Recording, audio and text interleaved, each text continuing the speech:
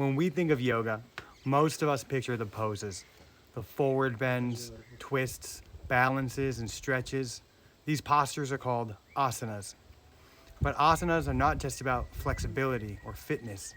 They are a way of aligning the body, calming the mind, and preparing ourselves for deeper practices like meditation and breath work. In this video, we'll explore what the asanas really are, why they matter, the different categories of poses, and how to practice them safely and mindfully. The word asana comes from Sanskrit, meaning seat or posture. In the early traditions, asana simply meant the steady, comfortable seat of meditation. Over time, it expanded into the many poses we know today. The purpose of asana is threefold: to strengthen and purify the body, to balance energy and improve health, to prepare the mind for stillness and meditation. In other words, asanas aren't just exercises, they're tools, each one designed to shift energy, focus the mind, and open pathways of awareness. When practicing the asanas, safety and awareness comes first. Here are a few guiding principles. Alignment matters. Every pose has an ideal structure, but it looks different on every body. Alignment protects the joints and allows the pose to do its work. Breath. Breath is the anchor.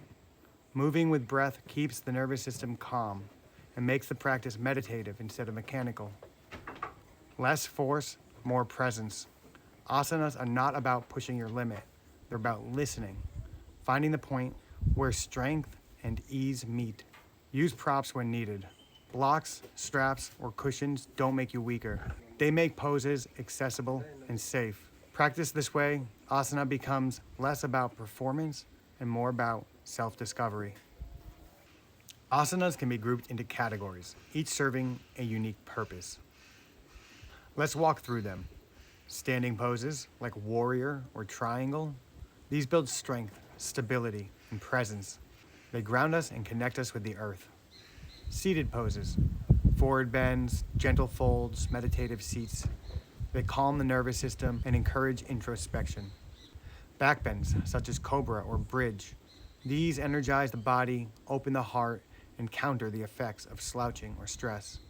Twists, which cleanse and detoxify.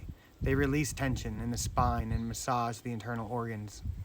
Balances, from tree pose to handstand. These sharpen focus, build core strength, and teach patience. Inversions, poses where the head is below the heart, like shoulder stand or headstand. They increase circulation, shift perspective, and are deeply rejuvenating when practiced safely. Restorative poses, supported shapes like savasana or legs up against the wall. These encourage deep relaxation and healing. Each category has its own gifts. Together they create balance, strength, and flexibility, energy and rest, grounding and expansion. No asana is complete without the breath. In yoga, breath is called prana, life force. When you hold a posture without conscious breathing, it becomes just stretching. When you breathe deeply and evenly, the pose becomes alive. Breath guides you into alignment, steadies the mind, and helps energy flow through the body. One of the simplest ways to deepen your practice is to move with your inhale and exhale. Let the breath lead and the body follow.